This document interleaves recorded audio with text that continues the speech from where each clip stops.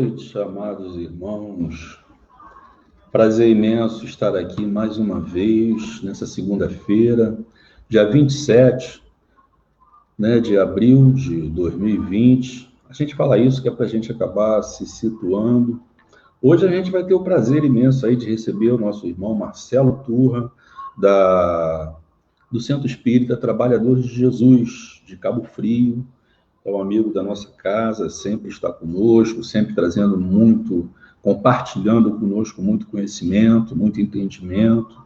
E a gente, mais uma vez, agradece a possibilidade de estarmos juntos, apesar de tudo isso que tem acontecido, mas é um momento de reflexão para a gente, é um momento para a gente poder olhar lá na frente, ver o que vamos ser, o que vamos conquistar, o que ganhamos a nível de entendimento, de melhoramento da gente. Ok? Mais uma vez, eu deixo aqui o meu boa noite a todos vocês. E um recadinho final, né? Fique em casa, em breve estaremos juntos, tá bom? Eu gostaria nesse momento, de chamar uma surpresa para vocês. A gente sempre pede que alguém fale uma página, a gente sempre pede que alguém faça uma prece final, né? E hoje eu chamei uma amiga nossa, né?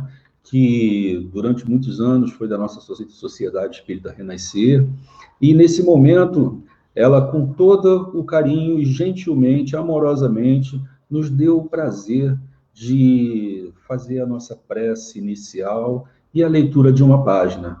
Eu gostaria de chamar aqui agora a nossa querida Ana, diretamente de Curitiba. Olá, Ana, como vai? Tudo bem? Boa noite a todos, com muita saudade, mandando beijos aqui geladinhos de Curitiba, né? E com muita saudade, e que Jesus esteja com todos, que todos estejam bem, com saúde, confiando na equipe de Dr. Bezerra de Menezes, né? Que está aí conosco, cuidando do nosso planeta. Eu escolhi aqui uma mensagem do livro Palavras da Vida Eterna, que é de Francisco Cândido Xavier, pelo Espírito de Emmanuel. E o nome da mensagem é Se Aspiras a Servir. Se aspiras a servir, começa com uma passagem, um versículo de Paulo aos Filipenses. Aprendi a contentar-me com o que tenho. Paulo, Filipenses, capítulo 4, versículo 11. Afirma-te no veemente propósito de servir. Entretanto, para isso, apresentas cláusulas diversas. Dispõe de recursos próprios, conquanto humildes, para as tarefas do socorro material. Contudo, esperas pelo dinheiro dos outros. Tens contigo vastas possibilidades para alfabetizar os necessitados de instrução, mas esperas um título oficial que talvez nunca chegue. Mostras pés e braços livres que te garantem o auxílio aos irmãos em prova. Entretanto, esperas acompanhantes que provavelmente jamais se decidam ao concurso fraterno. Relacionas talentos múltiplos, a fim de cumprires a abençoada missão de amor puro entre os homens. Todavia, esperas em família pelo companheiro ideal. Se acordaste para a cooperação com Jesus, recorda a afirmativa de Paulo: aprendi a contentar-me com o que tenho. Quando o apóstolo escreveu essa confissão, estava preso em Roma. Em torno dele, o ambiente doloroso do cárcere, guardiões desalmados, companheiros infelizes, pragas e palavrões. Nem sempre pão à mesa, nem sempre água pura, nem sempre consolação, nem sempre voz amiga. No entanto, ao invés de desanimar, o pioneiro do Evangelho cede vida e força, serenidade e bom ânimo de si próprio. Se aspiras a servir aos outros, servindo a ti mesmo, no reino do Espírito, não percas tempo na expectativa inútil, pois todo aquele que sente e age com o Cristo vive satisfeito e procura melhorar-se, melhorando a vida com aquilo que tem. Grande lição aqui do nosso Emmanuel, né? Se Paulo, preso em doloroso cárcere, nem sempre tendo pão à mesa, né, com guardiões desalmados que o maltratavam, ele conseguiu ainda escrever cartas maravilhosas, instruindo, trabalhando, né, na seara do Cristo, e nós aí isolados em casa, o que nós não podemos também fazer de grandioso, né? Orar bastante, estudar e participar aqui dessa maneira maravilhosa aqui, né, junto com vocês. Então, vamos então fechar os nossos olhos. Vamos imaginar que estamos todos de mãos dadas em grande salão, um salão iluminado, e essa luz maravilhosa que nos chama a atenção está mostrando a figura do Mestre Jesus. Senhor Jesus, nosso Mestre amado e querido, mais uma vez reunidos em Teu nome, te buscamos em pensamento e em sentimento, banhados por essa luz divina que alcança a todos, por todo o planeta. Nós confiamos em Ti, Mestre, governador planetário e, acima de tudo, irmão nosso, que conviveu aqui na Terra, que nos conhece a fundo. Nós confiamos que está guiando a todos nós, está guiando os nossos destinos, amparando os aflitos, consolando corações. E que possamos, Jesus, humildemente, diante da nossa pequenez, fazer a nossa parte, contribuindo para que as nossas vibrações de pensamento se unam umas às outras e juntas todas elas possamos ajudar a espiritualidade a fazer esse trabalho maravilhoso, guiado, acima de tudo, por Deus nosso Pai. Muito obrigada, Senhor, que o nosso irmão Marcelo Turra possa também receber toda a inspiração possível para nos falar e que todos, ouvintes, não ouvintes, encarnados, desencarnados, recebam também a luz do Evangelho em seus lares, em seus corações e em seus pensamentos. Graças a Deus. Ô, Ana, muito obrigado, Ana. Muito obrigado Eu que mesmo. agradeço. Muito obrigada. Ó, já para te dizer, deixar um monte de recado aqui durante a leitura da página. Cristina França, Denise Bernardes, Maria Aparecida, Graciete. Se eu for falar para você aqui, a gente vai acabar não deixando o Marcelo Turra falar. Muito obrigada. Agradeço a todos. Muita saudade. A gratidão é nossa, o carinho enorme que você dispensa para a gente faz uma diferença muito grande. Com certeza, tanto a prece, quanto a página, quanto a sua presença aqui hoje foi de muito efeito, foi de muita valia para todos nós, tá? Desejamos o maior sucesso para você e fica com Deus aí em Curitiba, tá bom, minha querida? Agora é nós, meu amigo. Muito bem-vindo, boa noite. Tudo bom, Turra? Como vai? Deixa eu botar teu som aqui. Agora sim. Agora foi. Que delícia, Robson. Jesus nos guarde, que Deus te abençoe. Nessa hora, nós falamos essa semana que os companheiros que vêm realizando isso, né, no caso, Robson, na nossa casa, temos o nosso companheiro Valde. Vocês hoje são a porta, a janela que se abre entre a instituição e as pessoas que estão instituídas, né? Eu sei que esse serviço que vocês vêm realizando é hercúleo, é um serviço que precisa ser reconhecido, então nós pedimos a Jesus que abrace a você, a Jaqueline, que vocês fiquem fortalecidos, porque vem muita luta em cima para que isso não funcione. Então, são pessoas semelhantes a você. Você não precisa que a gente fale isso, enche a bola, mas não é isso, é um reconhecimento, né? De serviço, de dedicação, fazendo a gente ver que o Espiritismo segue vivo, porque indivíduos abraçaram isso. Que Deus te abençoe, meu irmão. Poxa, Marcelo, obrigado. Gratidão. Claro que a gente tem que ser esse tijolinho, né? Todo mundo junto, todo mundo trabalhando, todo mundo unido, a gente consegue erguer essa construção enorme que o Kardec nos trouxe através da codificação espírita, não é?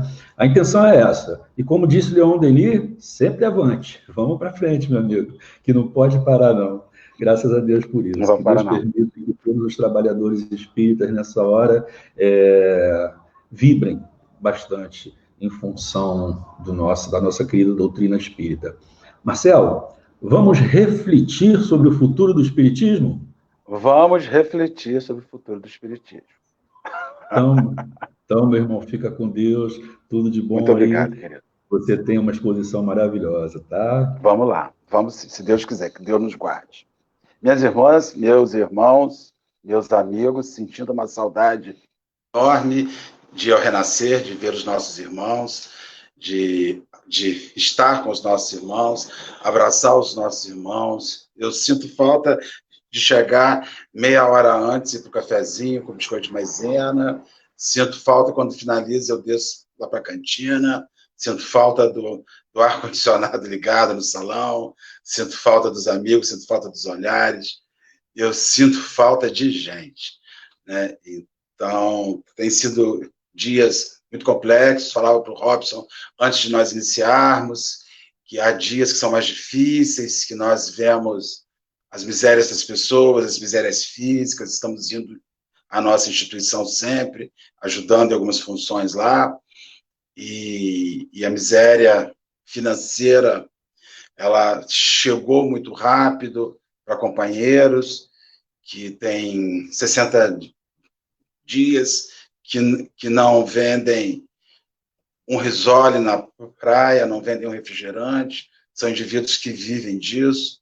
Enfim, a situação está muito, muito difícil e nós precisamos manter o equilíbrio, manter a fé, manter a esperança de que nós iremos restabelecer a ordem, que a vida vai se restabelecer na ordem, mas que será uma ordem diferente, menos egoísta, mais afável, mais amorosa, com mais empatia, para nós podermos olhar uns para os outros.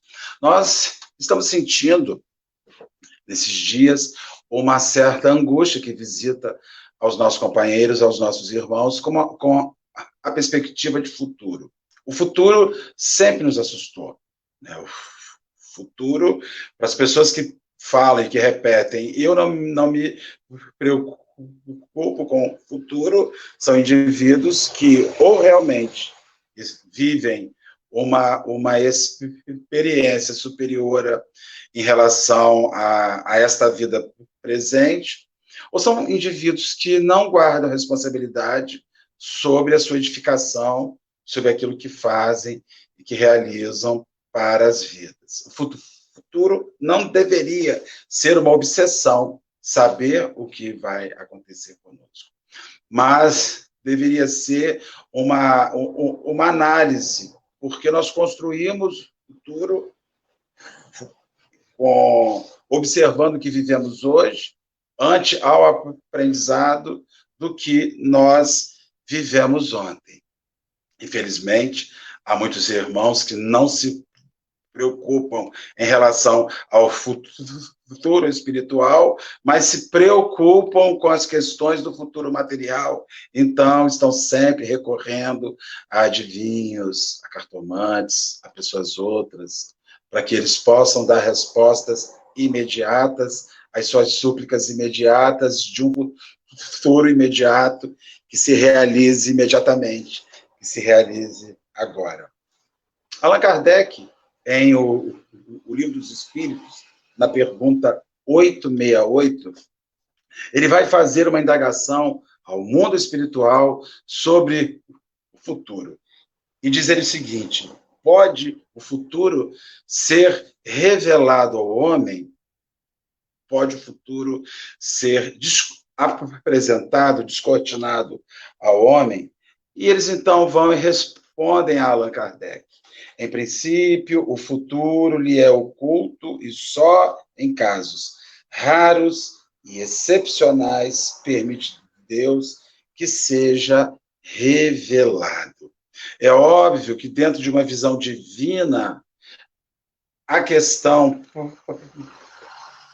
do que nós vivemos, do que estamos vivendo e do que viveremos, segue um enxergar diferente do nosso olhar. Estamos em meio ao jogo, estamos olhando o jogo do meio dele, sem que muitas vezes a gente se lembre do que viveu, que nos levou até o que estamos experimentando hoje, e mais ainda, sem que nós consigamos perceber que o que nós estamos experimentando hoje é aquilo que nós semeamos para o amanhã.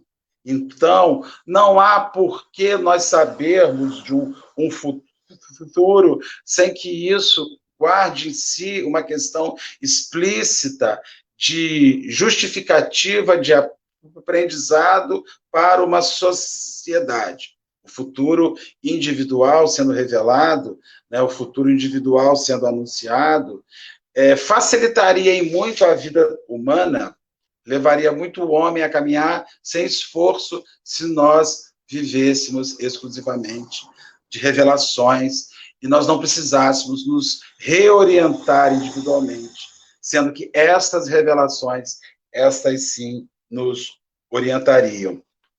Quando a gente pensa em futuro, nós estamos refletindo, nós estamos pensando em expectativas, em situações que nós aspiramos. Certamente, em situações que nos façam mais felizes, mais harmônicos. Emmanuel, em o livro Joia, ele vai nos fazer algumas anotações sobre o futuro. Vem ele dizer assim: não precisas procurar adivinhos para saber o que te espera. Nem necessita daqueles outros que te descubram o passado que já conheces pelas próprias tendências. A vida é o presente vivo e imperecível. Na tela das horas, somos o ontem que se foi e seremos o amanhã que virá. A semente plantada resume todas as nossas cogitações em torno do porvir. E aí ele fala uma frase emblemática: terás o que cultivas. O homem que guarda grande preocupação ao futuro, em relação ao futuro, precisa pensar de cultivo.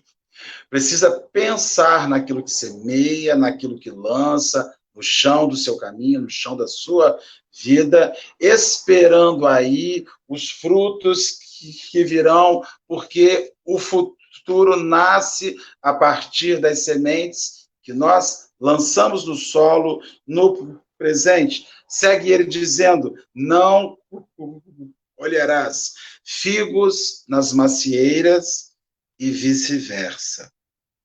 Ciente de que todos os pensamentos e os atos são sementeiras que o destino nos oferece, seleciona o material que consideres adequado à sua felicidade e centraliza-o no serviço do bem aos semelhantes. Do que ofertares presentemente, recolherás o resultado depois. O futuro começa agora. Cede hoje à vida o que possuas de melhor e amanhã aquilo que a vida tenha de melhor te responderá.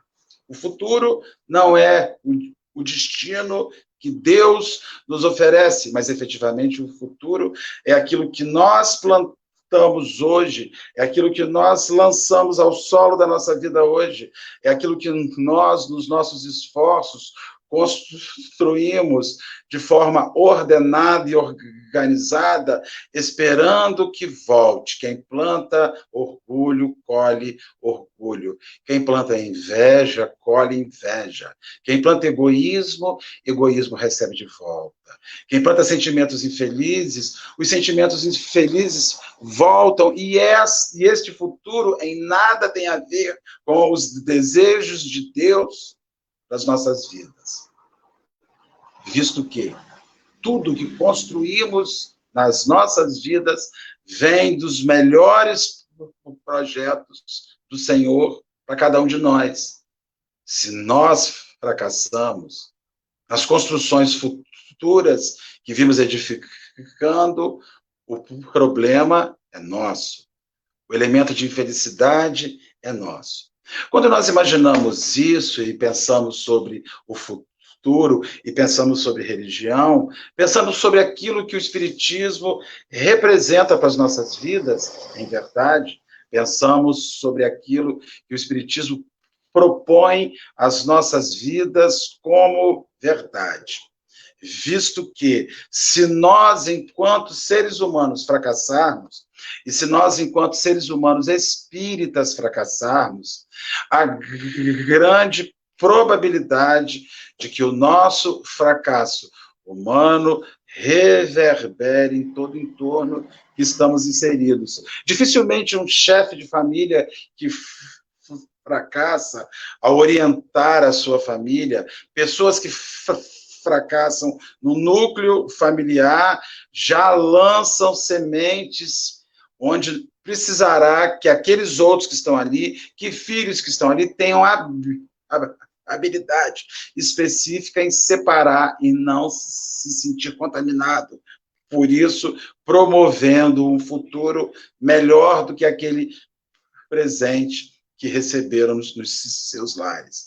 Assim sendo, se o Espiritismo não muda a nossa vida, não planta na nossa vida ou não nos estimula a plantar na nossa vida as melhores sementes, se nós, enquanto espíritas, fracassarmos, se nós, enquanto homens de bem, fracassarmos, a probabilidade de nós infectarmos a doutrina espírita, a probabilidade de nós mancharmos o nome do que é o Espiritismo é enorme. E aí nós, enquanto seres humanos, botamos o movimento em risco, na medida que os espíritas vão fracassando, na medida que os homens não vão sorvendo essa expectativa de semeadura, eles vão dando notícias no mundo daquilo que fazem parte, daquilo que estão inseridos. É por essas e outras que quando um homem espírita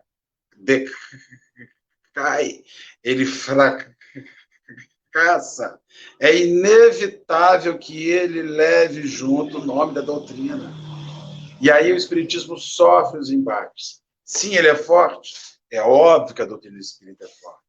A doutrina espírita é maior do que nós, é óbvio que o Espiritismo é maior do que nós. Mas quando a gente fracassa e leva o nome espírita junto, nós damos notícias àqueles que não conhecem o Espiritismo, aqueles que ignoram a mensagem espírita, aqueles que ignoram as responsabilidades individuais, nós damos notícias a essas pessoas de que daquele lugar que eles ignoram, surgiu alguém que fracassou. E aí é praticamente inevitável que as pessoas não relacionem o indivíduo e a obra. Elas vão relacionar. Elas vão fazer anotações sobre isso. Na Revista Espírita, de junho de 1863, tem um artigo assinado por um filósofo espírita que que vive na outra esfera, um filósofo que vive em outro mundo. Ele assina uma mensagem falando sobre o futuro do Espiritismo. E ali ele faz algumas anotações que me chamaram muito a atenção. E é sobre essas anotações que nós vamos conversar um pouco com nossos irmãos hoje. Ele começa o artigo dizendo assim: você me pergunta qual será o futuro do Espiritismo e que lugar ocupará no mundo. E ele responde: ele não ocupará somente um lugar, ele encherá o mundo. E aí a mensagem, inicialmente, ela começa nos dizendo, nos falando, que o Espiritismo não veio para ficar circunscrito, não veio para ficar reservado a um ou outro especificamente. O Espiritismo, ele surgiu para envolver a Terra, envolver o mundo e levar essas pessoas aquela informação renovadora, aquela informação oxigenadora que nos orienta como escolhermos melhor as sementes que nós estamos lançando no solo da nossa vida, buscando a edificação de um futuro melhor. Ele segue dizendo: o Espiritismo está no ar, no espaço, na natureza. É a chave da abóboda do edifício social. Podes pressagiar o seu futuro por seu passado e por seu presente.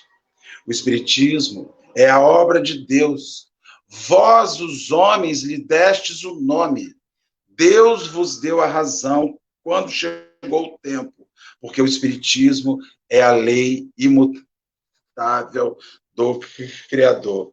Eu achei essa parte fabulosa, porque ele faz uma anotação muito interessante. Ele diz que aquilo a que nós damos o nome de Espiritismo sempre existiu, e é simplesmente o serviço que Kardec faz, o esforço que Allan Kardec faz em codificar toda essa informação que sempre existiu, que não é nova, as leis de Deus, os caminhos de Deus, os mecanismos para que a lei de Deus se cumprisse, não iniciou em 1857, quando surgiu o Livro dos Espíritos. Allan Kardec, num serviço de Hércules, uma atividade enorme, ele vai reunir o conjunto de informações que o mundo espiritual lhe enviou, chegando de diversos lugares, fazendo apontamentos e anotações com informações que já existiam, que já haviam, e ali ele dá forma a este regulamento,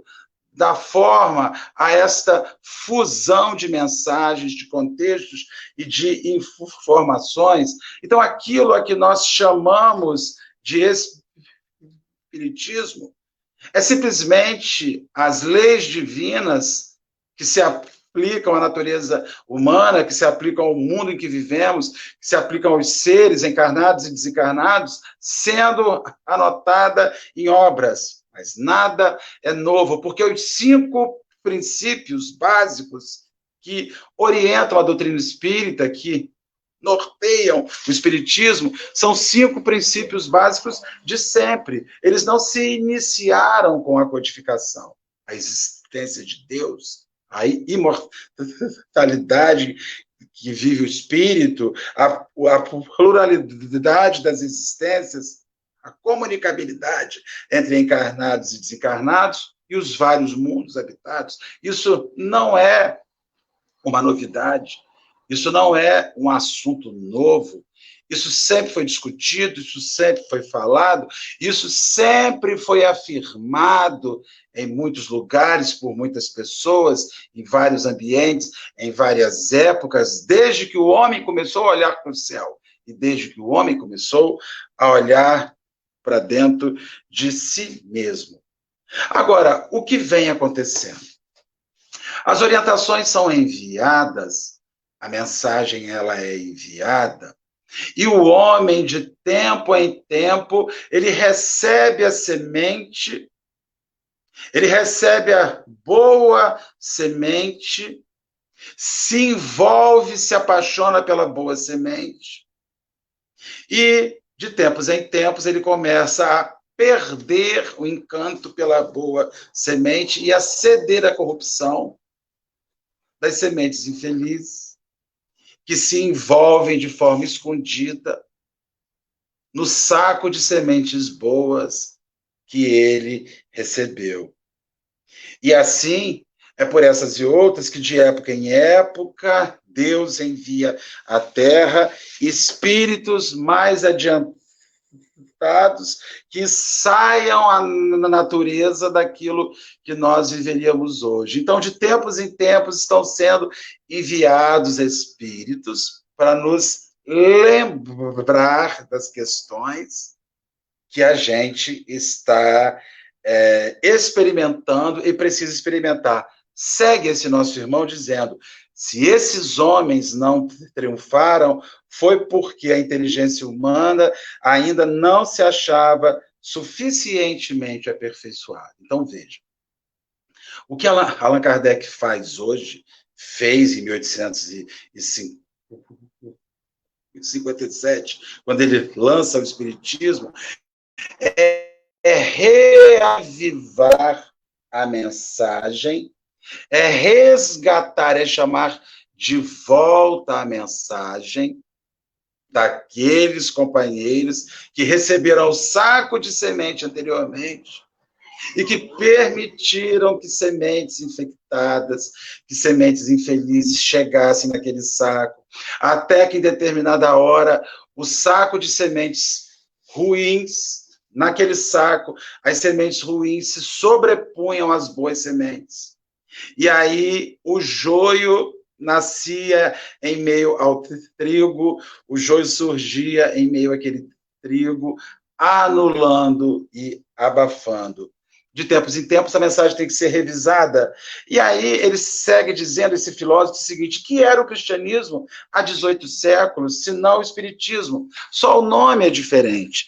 Ou seja, tudo aquilo que se busca hoje no espiritismo é reviver o cristianismo, é reviver a mensagem do Cristo, que fundamentava-se no amor, no respeito, no amor ao próximo, no respeito ao próximo, e neste mecanismo de evolução capitaneado por sentimentos favoráveis e bons que levam o homem adiante. Entretanto, entre o surgimento do cristianismo e o surgimento do espiritismo, nós vamos achar 1.800 anos, nós vamos achar 1.500 anos de sementes infectadas sendo lançadas junto com as boas sementes no solo da terra. De onde viria a surgir a novidade, a boa nova que o Senhor nos ofereceu, que o Senhor nos chamou a experimentar, que o Senhor nos chamou a vivenciar? Essas sementes foram lançadas e fizeram sombra às boas sementes que estão ali, sendo que em determinada hora as pessoas sequer identificavam mais no cristianismo a ideia original, simples, de amai-vos uns aos outros como eu vos amei. Fazer o bem àqueles que vos perseguem e vos caluniam. Andai com seu inimigo, perdoa 70 vezes 7. Essa mensagem original sumida fez com que o cristianismo original desse uma freada no seu campo de evolução. E aí vem Allan Kardec com o objetivo de nos fazer reavivar essas sementes. O espiritismo, ele então surge como uma alavanca que, sem abalos, sem revolução, ele não vai arrasar com nada, ele não vai jogar nada no chão na organização social, ele vem para renovar, para apanhar o que já existe e renovar. E quando nós ficamos, então, indagando pelo futuro do espiritismo, nós precisamos nos perguntar se as sementes, se aquilo que fazemos no presente pelo espiritismo segue as orientações de 1857 de Allan Kardec com o Livro dos Espíritos, segue as orientações do século XIX com o Evangelho segundo o Espiritismo, com a Gênese, com o Céu e Inferno e com o Livro dos Médiuns, as obras básicas, as obras que dão forma ao Espiritismo, e se nós conseguirmos seguir isso e ter nisso a base que promoverá o futuro do Espiritismo. Temos que lembrar aos nossos irmãos espíritas, se vocês podem observar aqui no meu fundo, nós temos um quadro, ou melhor, parte de um quadro. O quadro é muito maior. Mas então vocês observem o seguinte, nós temos moldura e nós temos a tela. O Espiritismo, ele tem nas obras de Allan Kardec, as obras básicas de Allan Kardec, a tela. E nós temos nas obras subsidiárias complementares de Allan Kardec a moldura. Agora, minhas irmãs, meus irmãos, se nós tirarmos a moldura, nós continuamos a possuir o quadro. Nós continuamos a ter a obra básica, máxima, a que poderá ser reemoldurada. Agora, se nós tirarmos a pintura e deixarmos somente a moldura, a obra perde sentido. A obra deixa de guardar em si a força. Então, quando a gente observa hoje o Espiritismo, no presente, nós temos que ver o que se enfatiza nele. A pintura ou a moldura? O que é mais fundamental no Espiritismo? Nós sustentarmos a base primeira dele, aquilo que fomenta e fundamenta a sua existência corporificada nas sementes que Allan Kardec e os espíritos superiores nos ofereceram, ou ganharmos a forma robusta em meio à moldura. É óbvio que a moldura enriquece profundamente uma tela bem pintada. Mas se nós tirarmos a moldura, é preciso que sobreviva o conteúdo. Então, nós estamos vendo hoje instituições espíritas, companheiros espíritas, favorecendo muito a aparência da moldura, favorecendo muito o luxo do emoldurar, esquecendo-se do elemento principal.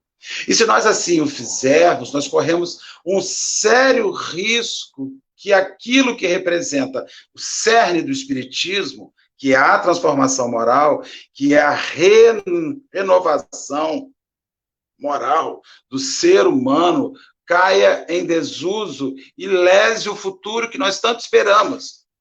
Se nós espíritas fracassarmos enquanto sociedade espírita, sabe o que vai acontecer? Daqui a 1000 anos, vai ter que voltar outro espírito à Terra para refazer e realinhar tudo aquilo que nós fracassamos enquanto instituição original, que há 123 anos recebeu uma orientação, recebeu uma informação, recebeu um saco de sementes renovadas para plantar o futuro e fracassou nisso. Hoje, quando nós estamos fechados nos nossos lares, esperando o futuro se restabelecer, esperando a ordem retornar, esperando o equilíbrio reassumir, nós estamos lançando as sementes. Nós estamos jogando sementes no chão da vida. Nós estamos semeando as coisas no chão da vida e deveríamos estar nos perguntando que futuro eu planto para mim nesta hora que eu estou fechado numa quarentena forçada na minha vida, porque eu vou retornar lá para fora e vou colher todas as sementes que eu plantei na minha vida, e o movimento espírita precisa se perguntar pela sobrevivência, pelo futuro daquilo que ele diz amar, o que ele vem plantando nos seus dias. Os excessos, os exageros, as novidades, que em nada encontram respaldo na obra de Allan Kardec, o fundamento básico do Espiritismo. Nós temos uma alegria enorme em lermos obras subsidiárias. Mas é inevitável, ao lermos uma obra subsidiária, buscarmos relacioná-la de imediato com o pensamento kardeciano. Porque se ela não cumpre esta função, ela é só moldura. Ou, quem sabe, uma moldura que pode, sem que nós nos apercebamos, estar fazendo um esforço enorme para tornar-se mais importante do que o quadro principal. Se nós fracassarmos enquanto espíritas, se nós fracassarmos enquanto semeadores da doutrina espírita, é bem possível que a doutrina espírita sofra um sério impacto, um sério abalo, porque ela representará mais uma vez a semente boa que foi suplantada, que foi oprimida, que foi suprimida por homens que não ficaram alertas quanto à construção futura daquilo a que estão inseridos.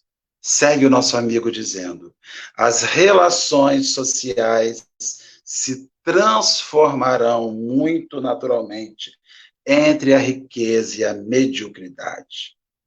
Não podendo o espírito tornar-se morgado, sentirá o espírita que algo existe de mais importante para si, que é a riqueza.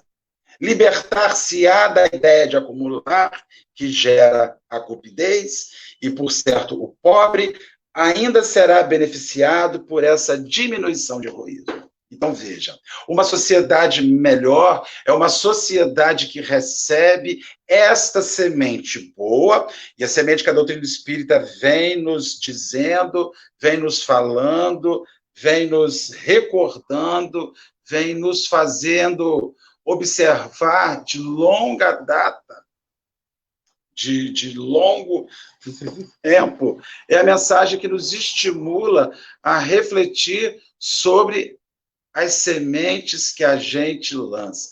Se o Espiritismo muda em minhas ideias, essas perspectivas sobre orgulho, sobre egoísmo, ele faz com que eu plante em mim sementes distintas desses sentimentos.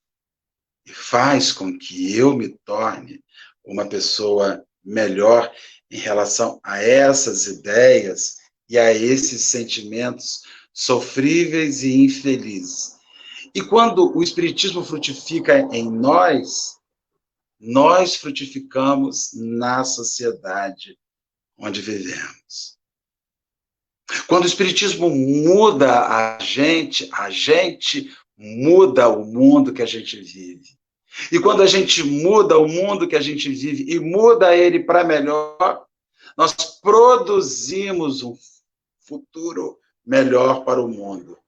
E isso vai dar notícias que a nossa fé funcionou e criou um elemento motivacional distinto em nós. Pelo futuro que te mostro para o Espiritismo, segue o nosso irmão. Podes julgar da influência que ele exercerá nas massas. Como estáis organizados moralmente falando? Pergunta ele. Fizestes uma estatística de vossas qualidades e defeitos? Os homens levianos e neutros povoam boa parte da terra. Os benevolentes constituem maioria. Fiquei pensando sobre isso e comecei a fazer uma autoestatística sobre o meu ser. A quantas ando eu? A quantas segue valores? A quantas segue fracassos? A quantas segue elementos que deram certo? A quantas segue elementos que não funcionam? Na minha própria vida.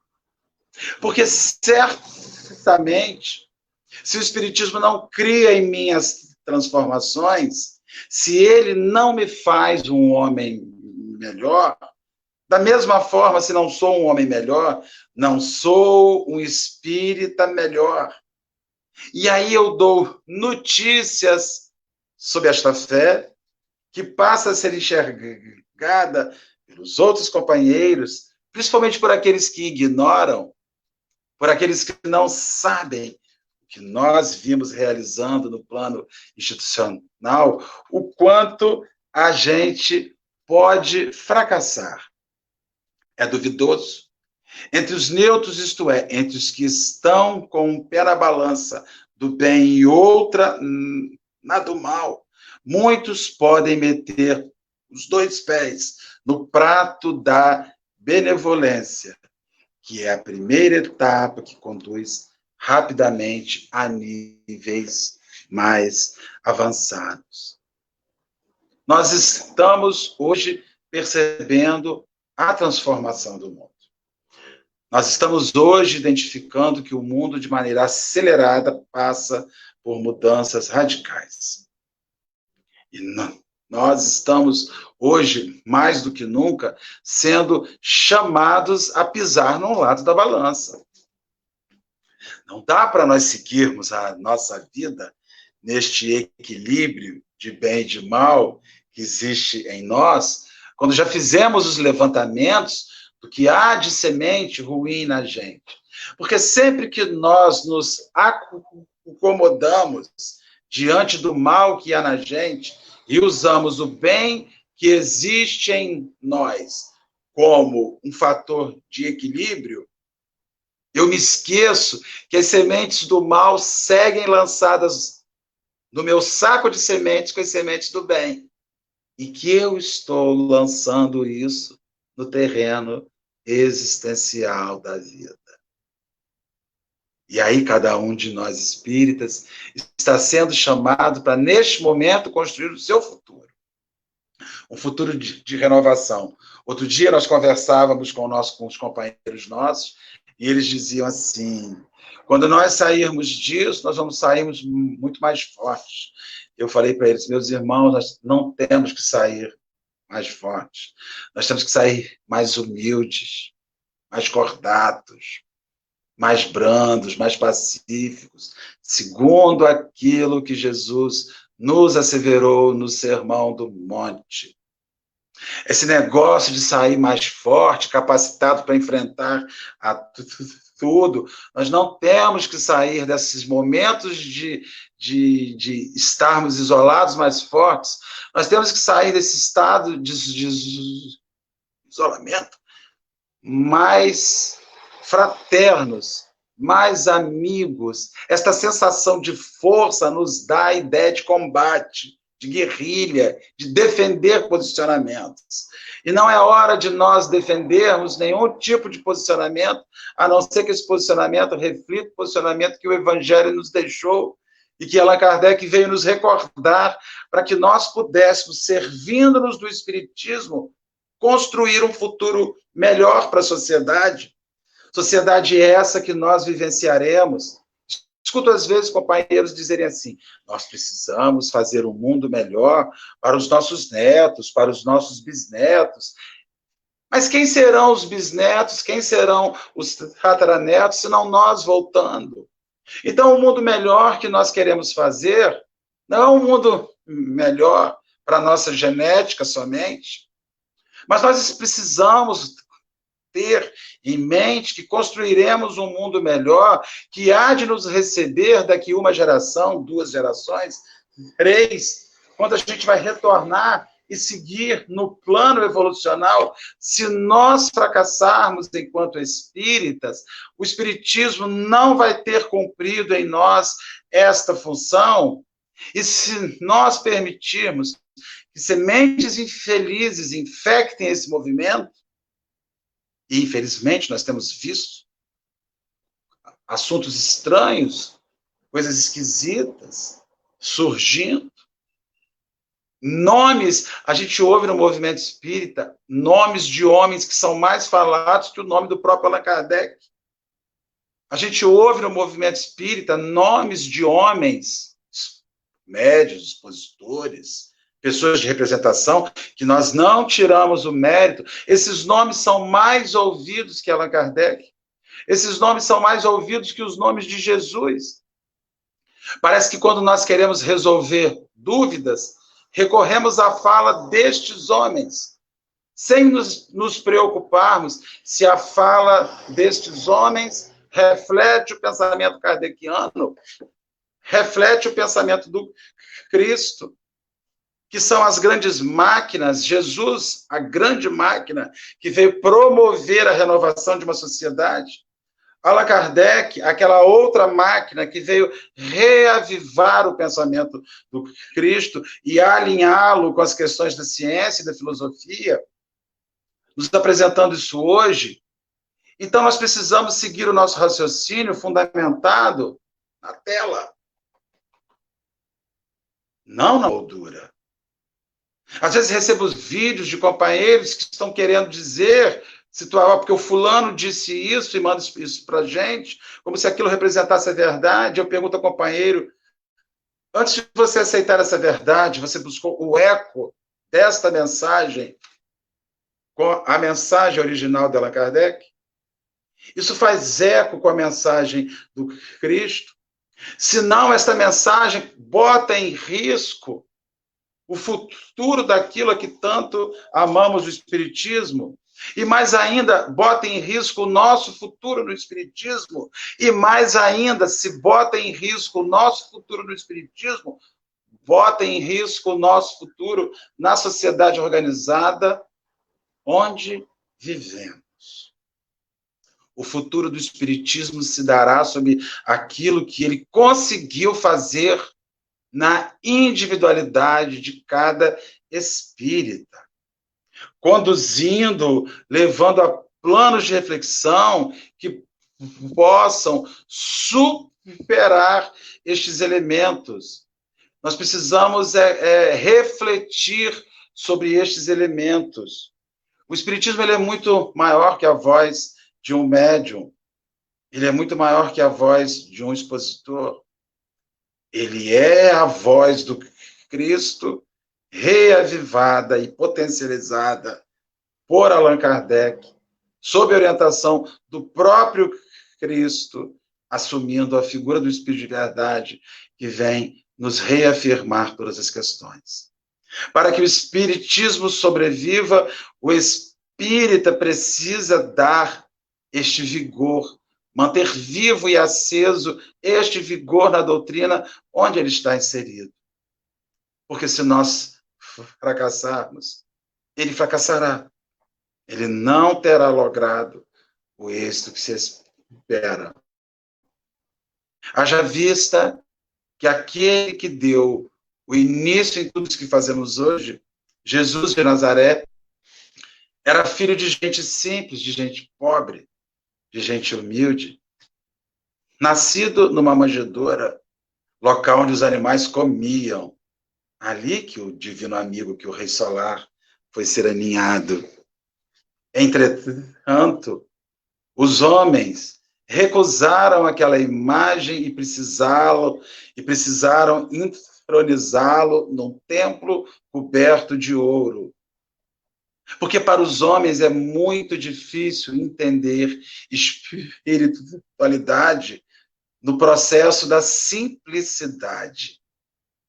Eles desejam sobremaneira de que as pessoas possam experienciar coisas maiores, coisas grandes, aliando isso. Mas como eu vou pegar o espírito do povo, o espírito simples, prendê-lo no tempo, como a figura de Jesus, cerceá-lo aquele espaço, sem permitir que aquele espaço promova a renovação e chegue para qualquer pessoa. Finalizando a fala da gente, o futuro do Espiritismo é aquilo que ele influenciará em cada um de nós. Se ele tiver cumprido em cada um de nós, espíritas, a função de influenciar-nos, a fim de que sejamos pessoas melhores, que vêm promovendo a transformação social e renovando os ideais, ele terá cumprido a sua missão. Se isso não acontecer, o Espiritismo certamente terá fracassado em nós. E aí, somente a bênção da reencarnação para nós podermos recomeçar. Nós agradecemos muito aos nossos companheiros por essa oportunidade que eles nos ensejaram. Aproveito aqui para pedir aos companheiros 1000 perdões, porque eu tenho uma internet bem sofrível. Eu não sei se ela chegou nítida na casa dos nossos irmãos, nos lares dos nossos irmãos, mas acredito. Fizemos isso da forma mais amiga, mais fraterna e mais amorosa possível. Recebam o nosso abraço, recebam as nossas melhores vibrações, aguardem, isso vai passar, nós vamos retornar à vida de convivência, mas precisamos retornar melhores do que chegamos a este cerceamento de liberdade. Senão, não vai ter valido a pena toda esta reclusão, toda esta reflexão, toda esta lágrima, todos esses mortos, toda esta mensagem que vem sendo reafirmada diariamente enquanto estamos em casa. Promovamos um futuro melhor para o espiritismo. Sejamos espíritas melhores e, consequentemente, seres humanos melhores da sociedade em que estamos inseridos. Que Deus nos guarde, que Jesus nos abençoe, que nós possamos estar juntos, se Deus quiser, em outra oportunidade. Marcelo, meu amigo, que lindo, que lindo. Talvez seja a tradução que eu possa dar aí dessa exposição toda, né? Com certeza, o futuro é agora, depende do agora. Logo, o futuro é agora. Vamos trabalhar para que nossa reflexão lá no futuro se torne prática, né? Do bem, do amor. Gratidão, Marcelo, gratidão imensa. Eu gostaria de te pedir um favor. Você pode fazer a prece final para a gente? Com certeza, com certeza. Eu vi você falando inicialmente que vocês convidam pessoas para fazer, mas se tiver alguém engatilhado aí, faz. Se não tiver, eu faço, com o maior prazer. Na verdade, a gente pede para fazer a inicial, a final a gente pede ao palestrante.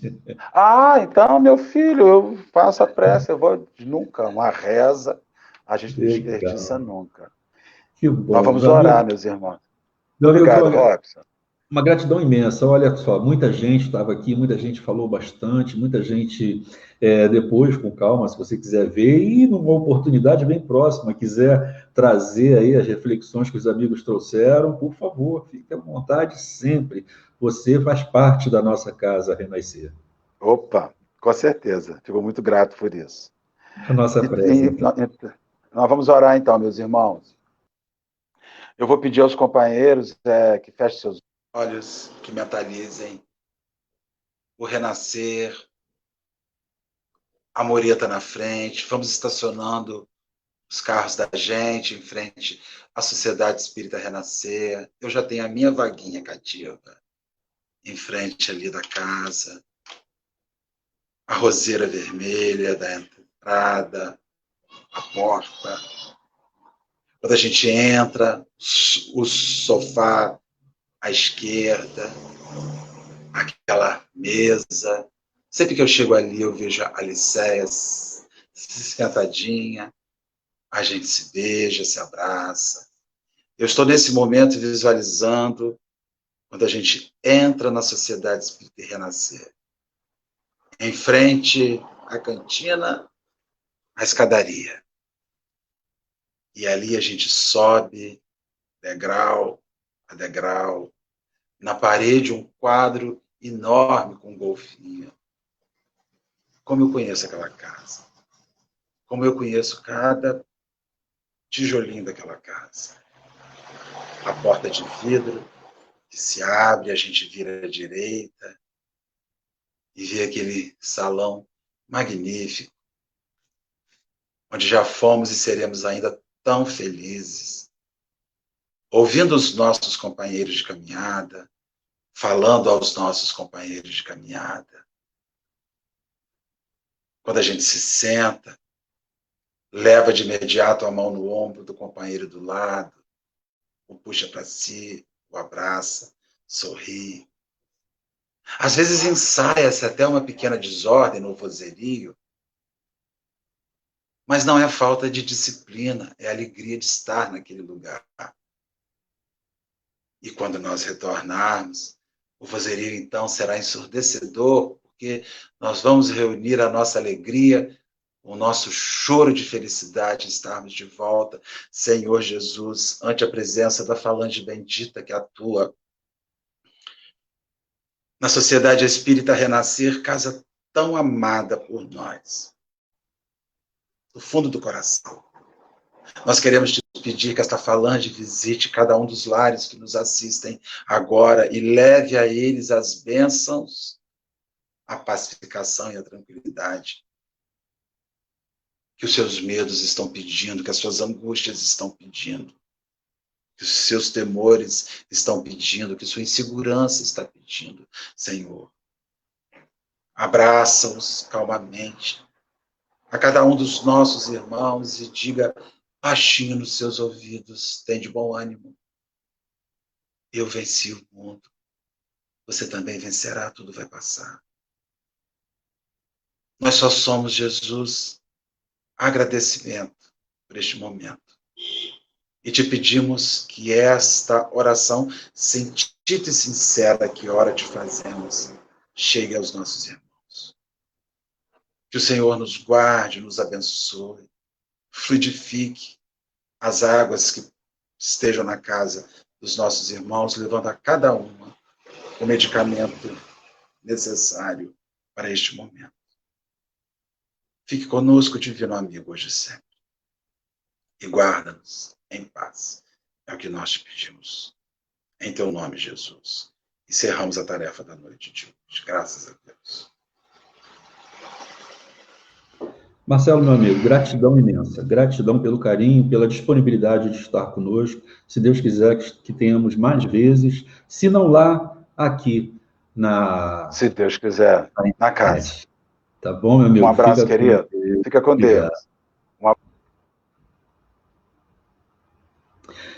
Amigos queridos, para finalizar a nossa noite, gostaria de lembrá-los que na semana que vem, dia 1º de maio, nós teremos José Hélito falando sobre o tema Mediunidade segundo Allan Kardec. Então, espero vocês aqui sexta-feira, às 17 horas, para a gente poder estar juntos com José Hélito falando sobre mediunidade segundo Allan Kardec. Fica a nossa gratidão aqui, meus amigos, pela presença de todos vocês, né? Foi uma noite maravilhosa, o compartilhamento do conhecimento do nosso amigo Marcelo Turra foi maravilhoso.